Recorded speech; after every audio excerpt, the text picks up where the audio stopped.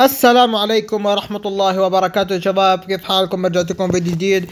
اليوم معاكم مودي من قناة مودي جيمنج. اليوم راح نكمل ايضا في الماستر ليج، لكن قبل ما مقطع احنا في الحين اواخر في شهر رمضان او في منتصف شهر رمضان، في دعواتكم انه الله يفك الازمة على بلدنا وشعبنا. وانا كفلسطيني بحييكم على هاي القناة المتواجدين على هاي القناة. ولو بدكم حابين تحكوا معاي تتواصلوا معاي، انا راح احط لكم رابط حساب الانستغرام تحت في الوصف. اذا حابين يعني مثلا تتكلموا معاي، تلعبوا معاي في بيس، اي شيء تعوزينه تعالوا احكوا معاي على الانستغرام. انا بكون مفتوح 24 ساعة. اكيد بكون دائما يعني مفتوح في الوقت اللي انت بدك تكلمني، انا بكون مفتوح. وكثر دعواتكم لبلدنا وشعبنا، وكمل في المقاطعة، ما تنسوناش، وضلكم نذكرهم من دعواتكم. وإن أهل غزة صار لهم، يعني إحنا أهل غزة يعني صار لهم 6 أشهر بدون أكل، بدون مأوى، بدون شراب، بدون علاج، بدون أي حاجة من المستلزمات المقومات الحياة. فدعواتكم إلهم، الله بينصرهم. شوف إن شاء الله يعني تكثفوا دعواتكم. تمام، إن شاء الله بنشوف منكم كل الخير يا إخوان. والله يكون الله يجعلكم سببا في نصرتنا هو يا رب العالمين. تمام.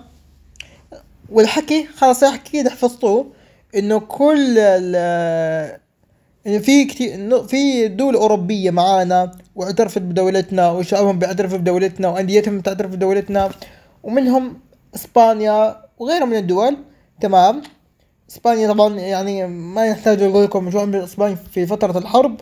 إسبانيا في فترة الحرب الإبادة هاي على قطاعنا الحبيب قطاع غزة، إسبانيا دعمت الأونروا. اللي ما يعرف شو هي الأونروا، هاي أونروا يا إخوان وكالة اللي من خلالها تقدر يعني تأمن مساعدات للشعب الفلسطيني، لأبناء شعبنا العظيم. تمام.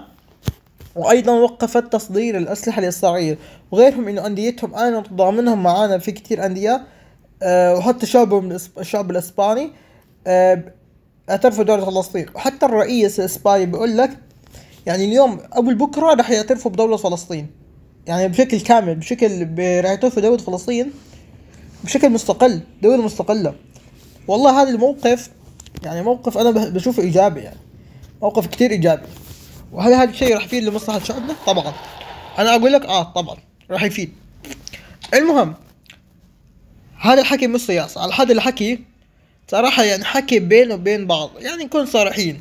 كل واحد في مثلا أنا لأنه أنا النادي الآن مش اللي هو إسباني، في شيء طبيعي اللي إنه إحنا الفلسطينيين بنحب الإسبان، وعلاقتنا دايما لازم تكون معهم.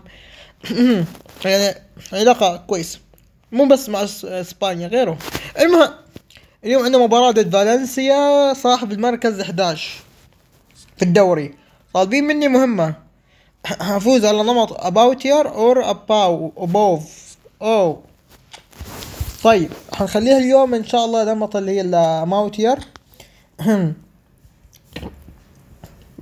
تمام. في انا اغير اصلا، ما ارد عليه والعب باللي بدي اياه. بس انا راح اعمل رسم هذه التشكيلة.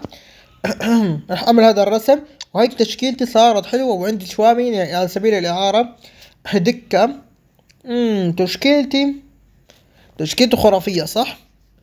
تشكيلته والله عندي تشكيلة خرافية. وفالنسيا طبعا اخر مباراة جماعتها ضد فالنسيا انتهت لإلنا 10-0. يعني احنا كنا بنلعب كرة سلة، مش مش بطولة، مش دوري.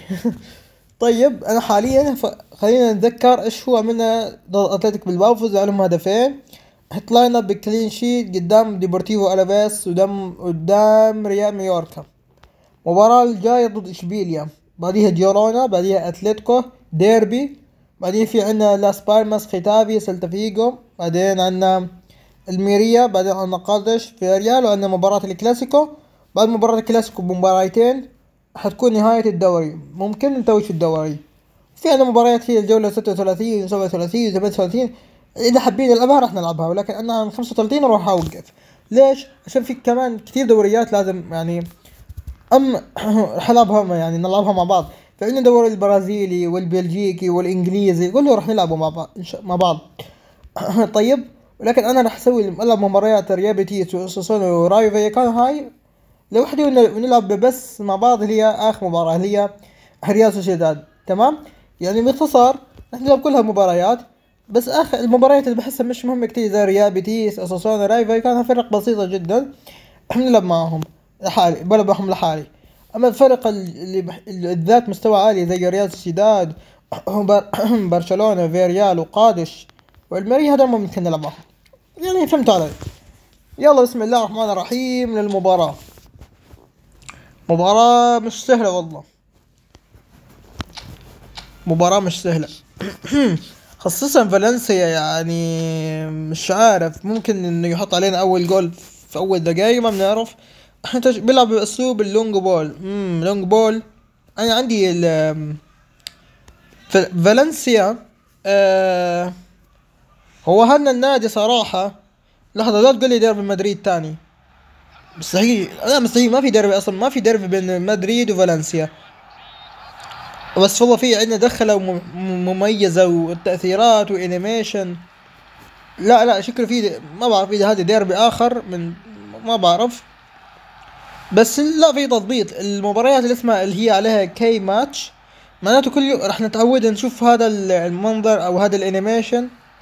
فها هي الجماهير ترحب بالفريق الملكي، وفي جماهير ترحب بالفريق الخفافيش اللي هم فالنسيا. الخفافيش السوداء بسميهم لانه فالنسيا شعارهم خفافيش. بسم الله الرحمن الرحيم وبه نستعين. نبدأ مباراتنا. يعني اليوم ريال لعب فاز ضد اتلتيك بالباو 2-0. الحمد لله. كرة من هوجودورو مرر الى يوروما. اوه لا جول، مثل ما قلت لكم. راح يسجل علينا اول جول في اول دقائق. انا شو قايل لكم؟ مش انا قلت لكم؟ شكل فالنسيا بديهم على تاريخ نتيجة كبيرة، بس الله لا، الله يستر لا تكون 8-2. ما راح اسمح، انا راح ارجع. شكله ما بيعرف ان انا ريال مدريد. شكله انا ما بيعرف ان انا مدريدي. ممكن نرجع في اي لحظة نقتلكم احنا باهدافنا القاتلة. سيرجي كانوس يمر من عند ارنولد. جوسي جايا والحارس وتصدي وحشي. يا دافيد رايا. اخوان، في كثير منكم بيفكر دافيد رايا هو حارس الاصلي لمرمى الارسنال، ولكن لا، هو حارس على سبيل الاعاره اجى لنادي الارسنال. هو اصلا حارس مرمى بين برينفورد في الدوري الانجليزي. والحارس لا عليه تصدي خرافي صراحة. هو افضل حارس حاليا اجاني من باقي نجوم دوري ابطال اوروبا. والله حارس هكر، تصدياته هكر. سيرجي كانوس اوكي ممكن يستقبل بعض الاهداف، لكن بس والله حارس جيد يعني. والتسديدة اوه لا والتسديدة مرة ثانية ومرة ثانية والثالث والهدف الثاني لفالنسيا. والله يا اخوان اقسم بالله مش عارف ايش مالي، انا مش قادر العب ولا ايش. ولك يلا يا اخوان، دعواتكم للشهداء الله يرحمهم وعظم الله اجرهم. نحتسبهم شهداء يا اخوان.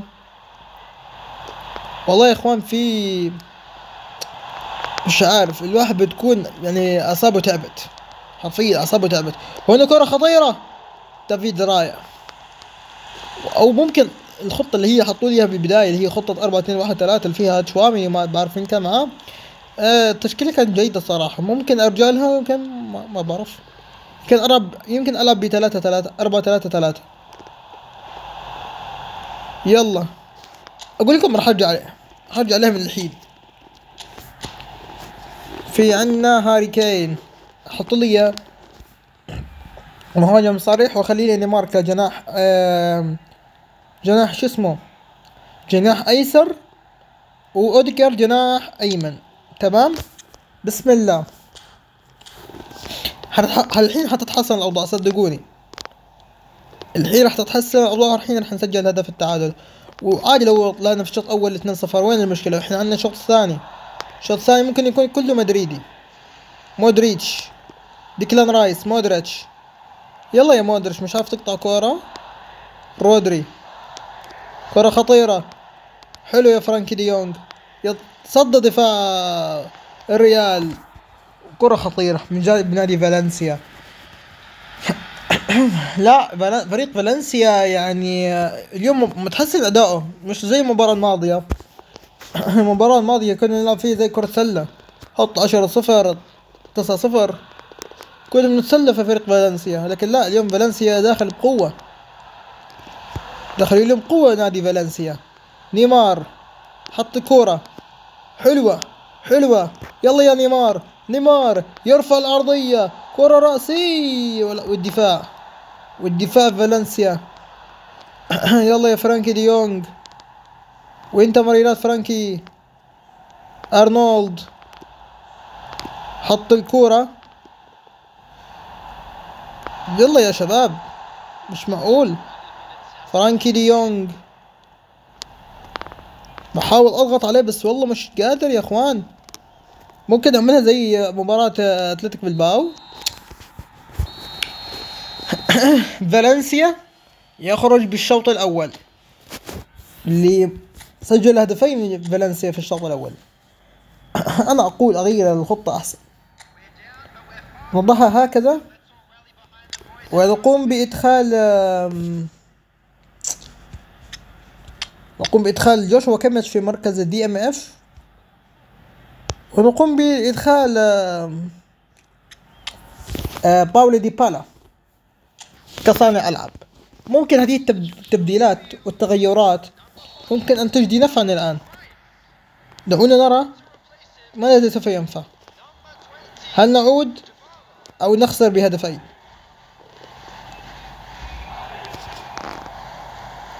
رودري مودريتش، هاري كين،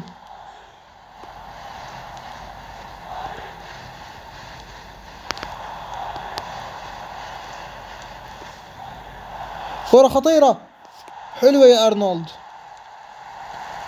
حلوة يا أرنولد، حلوة. أوديغارد لا يا أوديغارد. سيرجي كانوس، بابيلو، مستحيل ما أقول يا أخوان نخسر.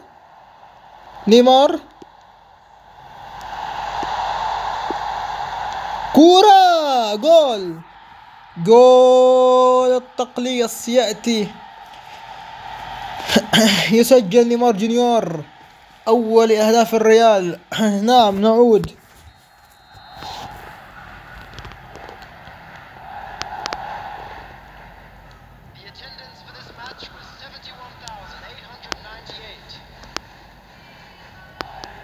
لك يلا هات الكورة يا أخو. يا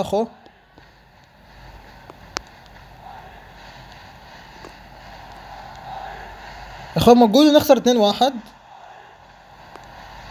ما أتوقع.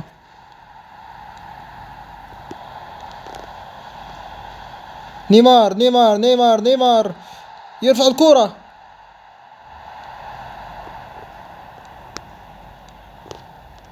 سيرجي كانوس،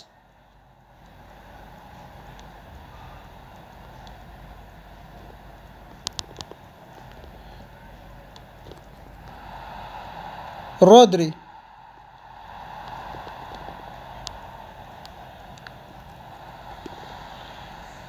مودريتش، نيمار،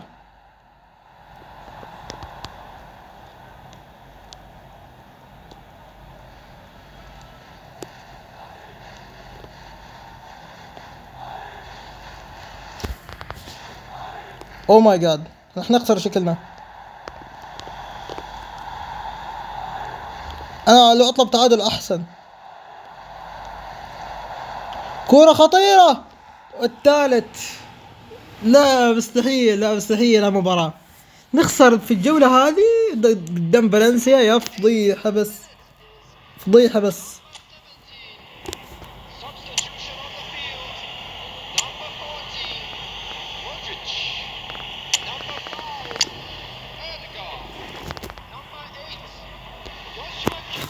لا لا لا لا لا لا لا لا لا لا لا لا لا لا مستحيل.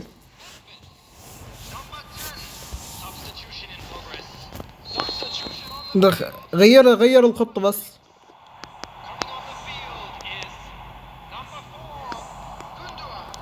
هذه مفاجأة في الجولة، هذه مفاجأة. فالنسيا ينتقم.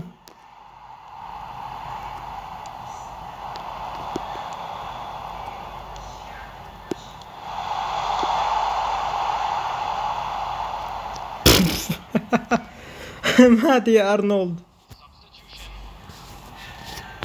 لكن إذا خسرنا في المباراة هذه لا يعني أننا سوف نخسر للأبد. سيرجيو كانوس. أين رودريجو؟ رودريجو، ذكرت رودريجو غادر النادي. رودري.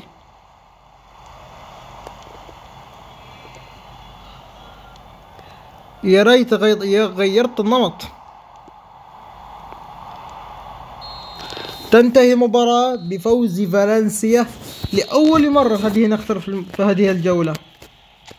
لأول مرة فالنسيا يحقق الفوز علينا.